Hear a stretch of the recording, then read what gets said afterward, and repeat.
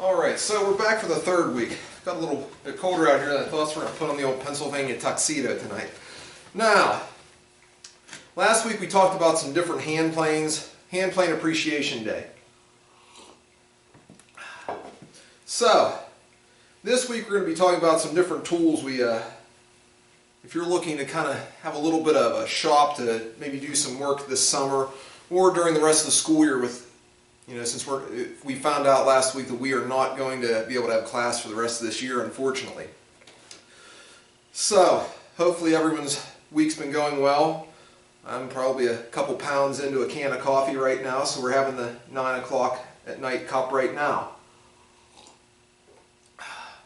So, we kind of talked a lot about hand planes last week. Now, a lot of times what I tell a lot of you in class, if we're looking at hand planes, we talked about some of the names kind of to look for just because right off the bat they're a little bit easier to get into the condition where you can work with them a little bit easier. Stanley, Sargent, Miller's Falls, a lot of the Craftsman planes, they were made by Stanley or Sargent, so to a collector they might not be worth as much, but you can get them fairly inexpensively and can get them working in not very much time.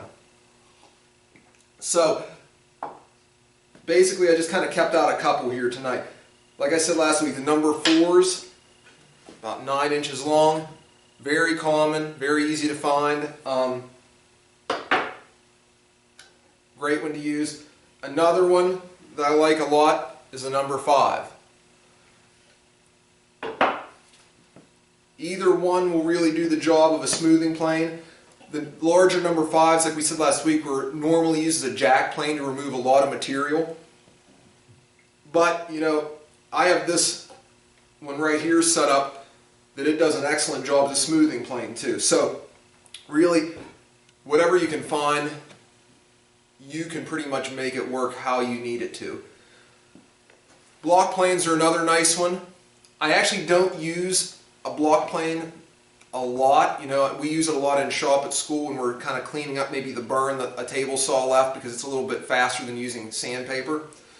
But this one is the one I would probably use the most, and I really don't use it all that often in my shop. Probably the kind of falls into a hand plane, I guess, that I would use the most is a spoke shave. We make a lot of wooden spoons in school. When we do a little bit of like free-form vases, maybe with the lathe, shaping the outside of a spot that we can't hit with the lathe, that's probably the tool that I use the most is my spoke shave. And one that's good to pick up if you can find one cheap is the cabinet scraper, like we talked about last week, because it saves you a lot of time sanding, just scraping a surface, maybe a dresser top or a table. When we built that table in the shop earlier this year out of a couple 100-year-old barn beams out of a barn that was torn down recently, that saved a lot of time where we didn't have to sand a whole lot. So these are kind of out of the way right now. What else do we need? Well, one of the big things that I've really stocked up on, and possibly because I did work at a machine shop for a while, things like that, I've stocked up for a while on my measurement and marking tools. Whenever I find one that's accurate and fairly inexpensive, I try to pick it up. Now some of these you can see, I'll bring them up to the camera, my squares here. Some of these I've just got from, yard sales, flea markets. There's a little bit of rust still on that one. I think this was given to me. It's just a combination square. It is accurate, but there's still some rust on it. And this is an old tri-square that got dug out of a junk bin. Polished it up a little bit to get some of the rust off, and it is square. So really, I probably have less than $5 or $6 in all 3 of those tools, and I use tools like this very often. I actually even have more. Unfortunately, they're still stuck in the shop at school. My good Starrett squares there, and a couple of my good tri-squares are there, so I do need to get those out of there as soon as possible. Another one that I like to have around is my miniature combination square. It's only a 6-inch long one. I've had that for a long time. if you've had me in class, the other one that I always have is my 6-inch machinist scale. You'll know that two things I usually have on me is my tape measure, my machinist scale, because this, if we're doing a lot of accurate measurement, you're always going to see me reach for that. I really like a steel rule, and this machinist scale, I can keep it in my pocket or in my shop apron. Last, as far as measurement, obviously tape measure. Now, most shop projects don't require a very large tape measure like a 25-foot or even a 12-foot tape measure. This is only an 8. I usually keep an 8-foot tape on me just because it has a lot less weight on it. One other thing I like to keep with me is a set of dividers. Basically, you know, we've talked about this in shop, basically a compass, but instead of drawing with a pencil, it scribes or cuts that circle. Fairly easy to see, and can also use it on metal if you happen to be doing any metal work. The last, as far as measurement and layout tool that I have, is a marking gauge. So it's basically just a steel beam. There's a fence on it, and right there is a small spike that's going to scratch a line. So if we're cutting tenons, or if we're marking for, if we're going to set up even to cut a mortise, I know it's not a mortising gauge, but we can mark either side of where that mortise is going to go so that we can accurately cut that with this marking gauge. I usually show you several different kinds in the shop. We have a couple that are similar to this, a couple wooden ones. We even have the one from Lee Valley in the shop that's has the wheel that actually it's a cutting gauge instead of it scratching, which leaves a really fine line. Now, the other thing, as far as what tools do we need for laying out, I a lot of times like a marking knife, a knife that's flat on one side so it rides real nice and tight to the square to actually strike the line. A cut line is more accurate than a pencil because we can, if we press too hard, we can force that pencil line to be wider than we want it. The other thing, like I just said, I always carry several pencils. I usually have one mechanical pencil, but I also keep a lot of wooden pencils on me just because those tips hold up a lot better when we're marking wood than a mechanical pencil does. Now, other things here. You can see there's a bunch of chisels right here in front of me. Now, gouges. In the shop, a chisel has that U shape to it normally, curved. I have a bunch of older chisels. I've found these for a couple dollars. This is my great-grandfather's. I've had it for quite a long time. A lot of times in the shop we only use these for carving. My wood carving class, things like that. Is this something that you're going to need if you're working on projects yourself? Probably not. If you want to do some carving, if you had me for carving class, then maybe it is something to look for. Again, I've found a lot of these at flea markets, yard sales, fairly inexpensive. The ones that are going to serve you well are bench chisels, similar to what we keep in the cabinet at school. Now what we're used to at school, we have the chisels that look like that with the plastic handle, striking surface on top, a shorter blade. There's one that I have. Again, I found it somewhere. Same idea. This is a little bit longer chisel, has a little bit longer reach. To be honest with you, my first set was a set of chisels like this. It was my grandfather's. It works great. I've sharpened them. They the ones I have at least hold an edge very well. I don't know about how brand new ones do, to be honest with you. But they do a great job for me, and you can usually pick these up fairly inexpensively. From having me in class, I usually try to buy tools, made in the U.S. A lot of our carving chisels are made in Germany or Austria. I usually do try to steer away from cheaper chisels. This is one case where I didn't. And these chisels have actually surprisingly done very well for me. and I got them at Aldi's of all places. So I think it's like once a year Aldi's has these come into their stores in the US, and I think they're like $9 for a 4-pack, and they do need a little work flattening the back. I actually use sandpaper to flatten the back, and then they need sharpened, obviously. They've held up very well for me, and I've heard a lot of people on the internet say they do a great job for them as well. So if you want to get a kind of inexpensive set of chisels to start out with, I think I bought these in May a couple years ago. I think that's when they came out. So if you would be near an Aldi's, these do a very good job.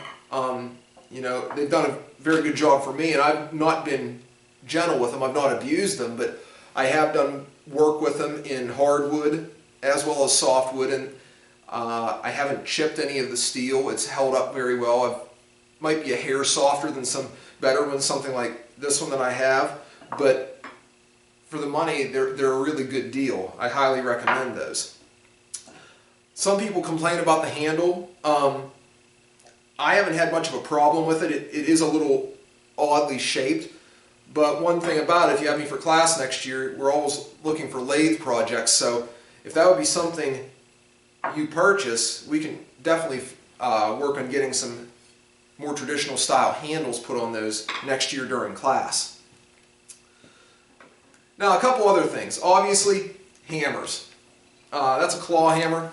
Again, I think, same with most of my stuff. I think I found this somewhere. I think I found it in a ditch on the side of the road or something, all beat up, so I sanded everything down. It works fine.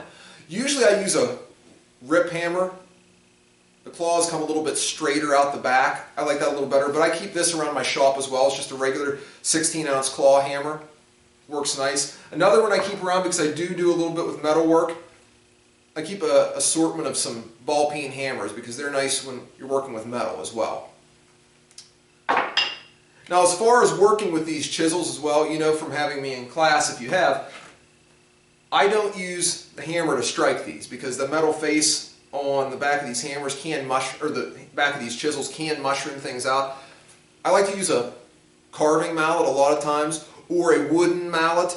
We've made a few wooden mallets in the shop. They do a great job. We padded the sides. Usually we pad one side with leather and leave the other side wood. We also have the like the resin mallet, or I guess mallets in our tool chest at the shop. They do a great job.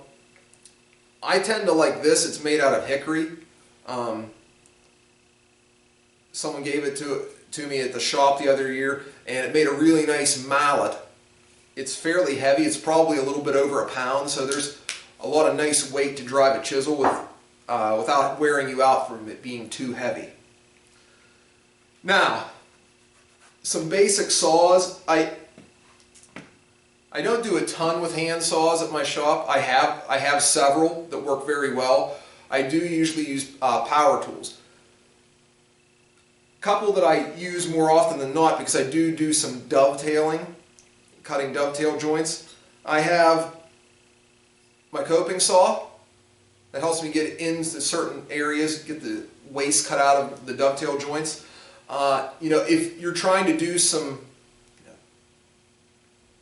I don't know, some intricate work, a coping saw can have a little bit of a learning curve to get it to cut square and straight. You can use this to do basically what we would use the scroll saw to do in the shop. Okay? The other one that I really like, and you'll know from if you've had me for shop, this is a Japanese saw, Dazuki. Okay? We have 3 or 4 of these in the shop for the advanced the cabinetry class. Now, this is the saw I personally use for dovetailing. It cuts very well. That being said, I use it for additional jobs other than just maybe dovetailing. The other night I actually trimmed a piece of furniture in my house. Something was rubbing the floor that was supposed to be able to roll freely, so I trimmed that off with this. Cuts very well, fairly inexpensive compared to buying, you know, a more high-end or a better quality saw. So that's a decent buy. But you know, in all, really, if you're just looking for maybe your dad or relative has some tools that you can work with and you just want some to kind of supplement what is, the shop that's being offered to you, hands down, the Aldi's chisels that I showed you, very inexpensive, great buy. Definitely look into square. I really like the combination square just because of allows you to do the 45 square. It has a level built in. Does have a steel rule. If you don't have one handy, you can take it off. Just remember, like we always say in shop, make sure if you do take that off, you put it back together. That way you don't lose all the parts. The other tool that I forgot to show you here is this T-bevel. We do use that a little bit in the shop at school. This one's mine, but we have a couple of these at school. Really nice for being able to match up angles. If any of you saw me working on the rocking horse motorcycle that I made about 6 months ago, that's what I used to kind of match the angles for the forks to mount them onto the motorcycle to get measurements for how big to make the wheel. Other things, I think this one's a Starrett. Someone gave this to me as a gift, so it is a little bit more expensive, but Harbor Freight sells a machinist scale that it will work just fine for the woodworking that we're doing. That's a good purchase. Carving mallets, in all honesty, a lot of this, if you don't have a lathe, it is going to take a while. You probably could use a spoke shave to shave that down.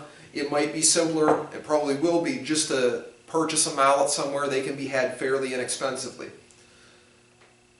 If it's me looking at this, kind of going in reverse from where I am now when I just started out, I definitely have those Aldi's chisels. I definitely have my Stanley number 4, tape measure, combination square. I definitely wouldn't be without my 6-inch steel rule, my machinist square, or my machinist scale. Keep saying square. These tools right here and the mallet to drive them with, I do use basically almost on a daily basis in some form or the other. The work that I do, I personally couldn't work without the spoke shave. It just depends on what kind of projects you want to attempt. Basically what is what you're going to be looking for. This is a kind of a kit that's worked well for me. Just really basic. I know a lot of you have told me that family, friends allow you to use their workshops or their tools. Some of you have even bought miter saws recently. That's awesome. I know a lot of you don't have that opportunity. So certain things, this is a really inexpensive way for possibly you, for this summer even, to get into maybe doing a little bit of work on your own. And just kind of off the top of my head, just this little group that I pushed out in front of me here, I really think I have less than $35 in, to be honest with you, because some of it I think I found in the garbage. This is a piece of firewood someone gave me. These are already inexpensive. So that's the one nice thing. And obviously I know with everything kind of being locked down still, the flea markets aren't open, yard sales, people aren't really having them. But as summer progresses, I know things are going to start opening back up. So these are some things you can kind of keep your eyes open for. And again, like these, if you know someone going to Aldi's pretty soon, you can have them check for you. You can even call the closest Aldi's to you, see if they're in yet. I know that's what I did, and I was going to be in the area anyway, so I picked up that set, which worked out well for me. So, until next week, I hope everyone takes care. And to all my classes, like I've been reiterating it on a weekly basis with my lesson plans, if you need anything, don't hesitate to email myself or Mr. Bressler, and have a good week.